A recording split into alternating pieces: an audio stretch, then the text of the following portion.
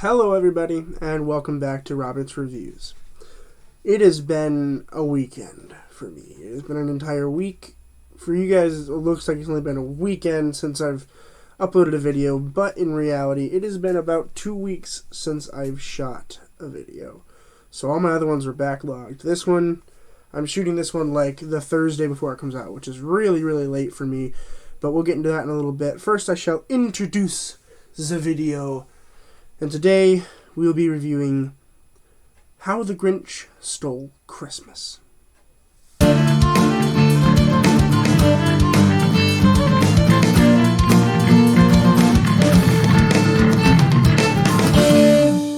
How the Grinch Stole Christmas was released in the year 2000, and was written by Jeffrey Price and Peter S. Seaman, which is a very unfortunate name, and it was directed by Ron Howard. Before I get into the video, just a couple quick announcements. First of all, if you haven't heard yet, I have coronavirus. Again. So, if I haven't already uploaded a video, there will be a video on that coming up soon, just so you guys can understand how I'm doing. I'm a little backlogged right now, because I haven't filmed a video in like 2 weeks, which is quite insane for me, because normally I film like every day.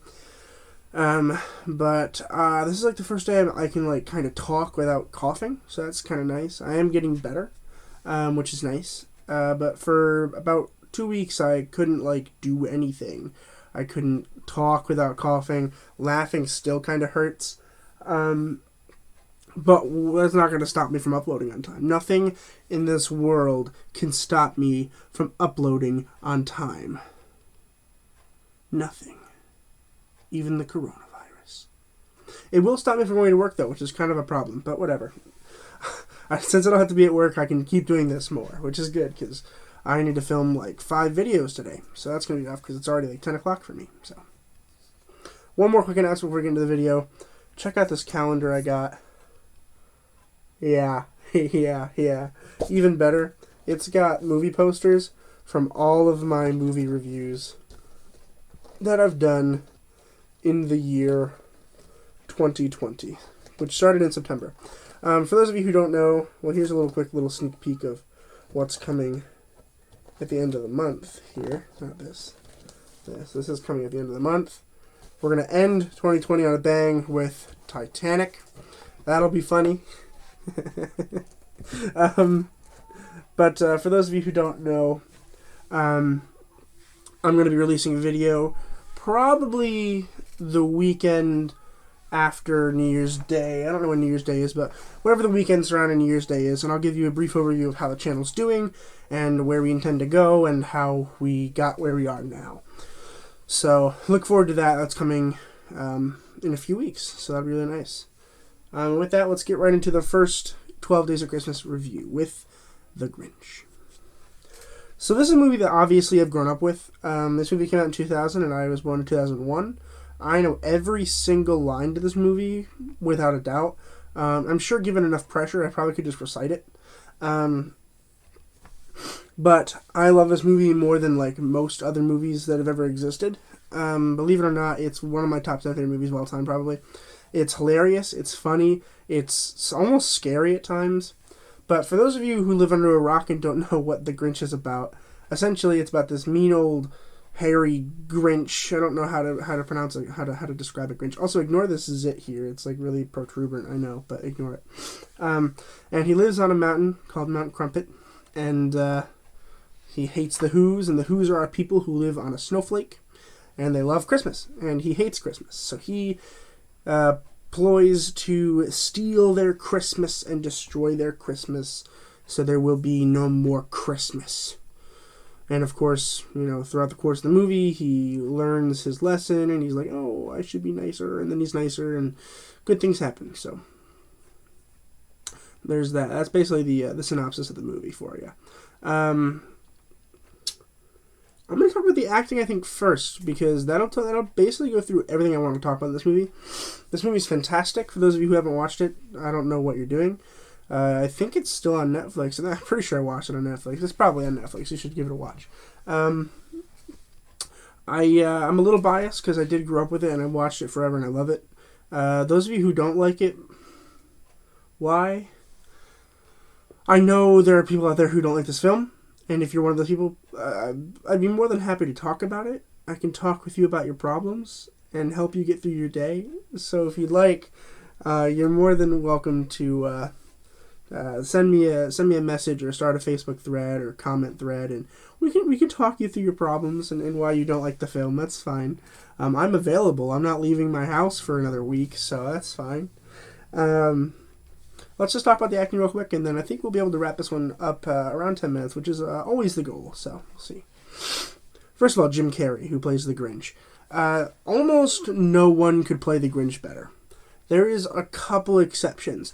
One of those exceptions being Tim Curry. I would love to see Tim Curry playing the Grinch. I feel like that would be quite exceptional. But Jim Carrey is definitely top tier. He's hilarious. His use of facial features is quite astonishing. I've always wanted to be able to have that kind of facial control that he has. He can just turn his face into the Grinch. It's unbelievable. I will never be able to do it. I don't think anyone can do it. Jim Carrey is 90% rubber, so I wish I could be 90% rubber. But alas, I am not. So I will keep my face elasticity at its current state. But he was fantastic in just being able to be mean and not Jim Carrey-ish, because I think that a lot of movies that have Jim Carrey in it, he has a problem where he will just become Jim Carrey, which is a big problem in a film like this, where it was an instant classic. As soon as it came out, everyone was like, "Oh, this is the best movie that's ever existed." Call it done. And it's important to not be Jim Carrey in that moment. He has to be the Grinch, because when you're watching Dumb and Dumber and Ace Ventura, and even to a little extent, I'd say Liar Liar, you can really see a little bit of Jim Carrey in every scene. Which, of course, is an actor's trademark. They're not going to, be that much better, not going to be that much worse, but the goal every time is to be a different character, and it's even more important with this because it is going to be such a well-known movie. And he did such a good job of being able to, calm down, essentially, because he overacts a lot, which you're never really supposed to do, but with Jim Carrey, it's sort of okay, but you can't overact as the Grinch, it just won't work. And he really did perfect. If he had done any more over-the-top stuff, I think it would have kind of underdone it for me. But it really did work out perfectly, and he was fantastic. Taylor Momsen as Cindy Lou Who. Pardon me if I stutter over all the Who stuff coming up soon. But Taylor Momsen is interesting because she's a child, and it's hard to kind of hate people. It's hard to judge a child actor, mainly because you feel mean, but she's a child. She was a child. She's no longer a child. She's 25 now or something like that. And I think she quit acting or something like that. I haven't really researched it because I don't really care. But she was fine.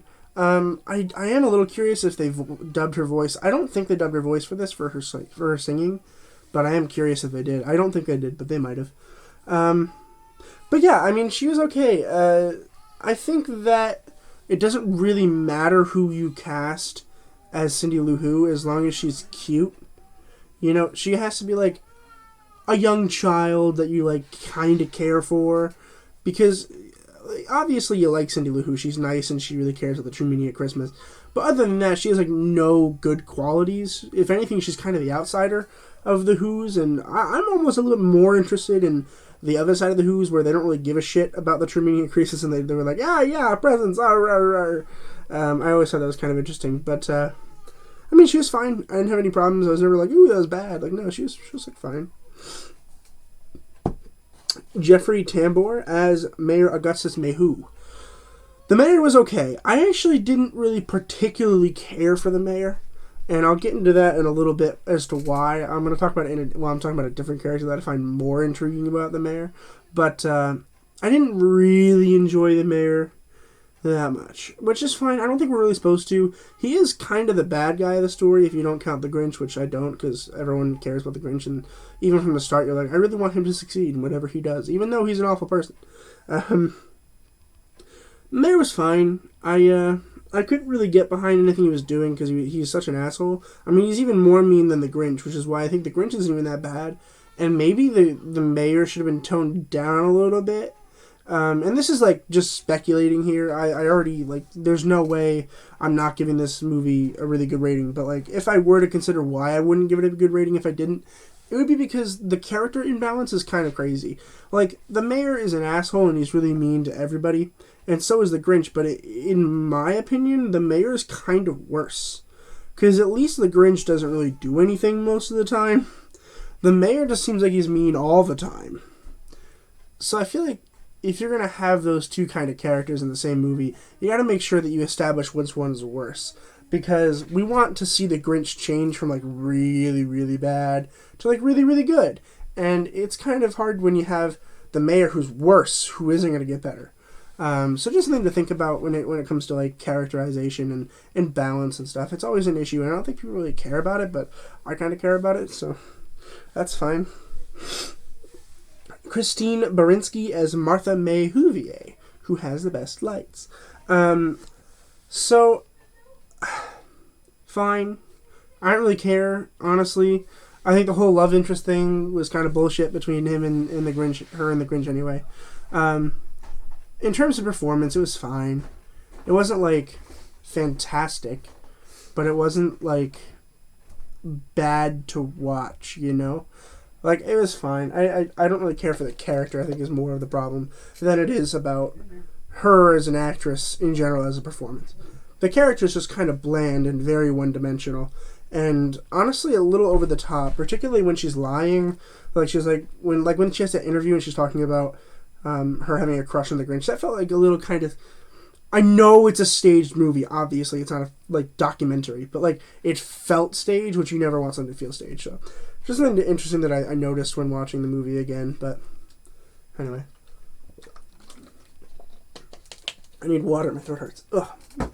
Okay, next, Bill Irwin as Lou Who, which is a ridiculous name.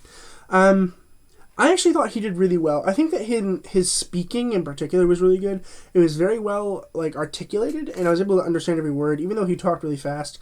Unlike me, you probably can't understand a single word that I'm saying. That's totally fine. But, well, it's actually not fine. I probably should slow down. But we're already like way past 10 minutes, and I don't want you to have to waste your entire day watching it. Although I do appreciate everybody who watches, so thank you. You all are my favorite. But anyway, he was fine. I really enjoyed his performance a lot. His character was good, too. I enjoyed his character. I really enjoyed the entire family, which includes Molly Shannon as Betty Lou who was also great. I liked her little feud between her and Martha May Whovier with all the lights and stuff. I actually really enjoyed that. I heard that they considered taking that out of the movie, and I was like, why? Like, that's one of my favorite parts of the movie. It's so funny. Just these little side plots that I find really interesting, because they didn't have to elaborate on them. They didn't have to be like these long, extravagant side plots that nobody gives a shit about. They could just be these little, tiny side plots that, like, people are like, oh, that's kind of funny, and then move on, which is good. That's how a side plot should be. If a side plot takes more time to explain than the main plot, that's when you know you have an issue. And finally, who I believe gave the best performance of the year of 2000. Clint Howard as Hubris. For one, I was joking. It obviously wasn't the best performance. I mean, Jim Carrey was like way up there, but still. Clint Howard is hilarious. He's actually Ron Howard, who's the director's brother, and he plays Hubris, which is, if you don't know who Hubris is, he's the guy that kind of stands behind and to the right of the mayor of all times, and just kind of looks at him like, and like, he's just like this middleman between everything he says. Everything the mayor said. All right, I implore you, please, go on Netflix tonight, okay? Just trust me. Go on Netflix tonight, okay? And watch The Grinch again, okay? The one with Jim Carrey. And every single time the mayor is on the screen, I want you to not look at the mayor, and I want you to look at the mayor's friend, who is Hubris, and just watch him the entire movie. And tell me how that changes the movie, because it's phenomenal, it's hilarious, and he's amazing. It's the little things that I care about, and this is really great. I beseech you, I implore you, please do so, and then send me a message on what you thought, because honestly, it's an experiment. It's a good time. This is already really long, so I'm gonna cut it right here. I think I've talked about everything I really cared to talk about anyway. Obviously, I'm gonna give this movie an A+. phenomenal movie, instant Christmas classic. I'm so excited to do this whole week-long reviews. I just got through 4 of the movies. I've watched How the Grinch Stole Christmas, Elf, Home Alone, and Home Alone 2 on the past few days. I haven't filmed yet because I haven't felt good, but today I'm feeling good enough to actually film, so I am pretty happy that I'm able to do that today. So, a couple things to look forward to in the future. For one, the 12 Days of Christmas special, which you're watching right now here on Robert's Reviews. We've got a lot more coming out. We've got 11 more, actually, in fact, literally 11 more coming out. I'm really excited to watch them. I've watched most of them. I think there's maybe 4 or 5 that I haven't seen yet. Like, I haven't seen John Hughes' National Lampoon Christmas Vacation yet. I have not somehow managed to watch that movie yet.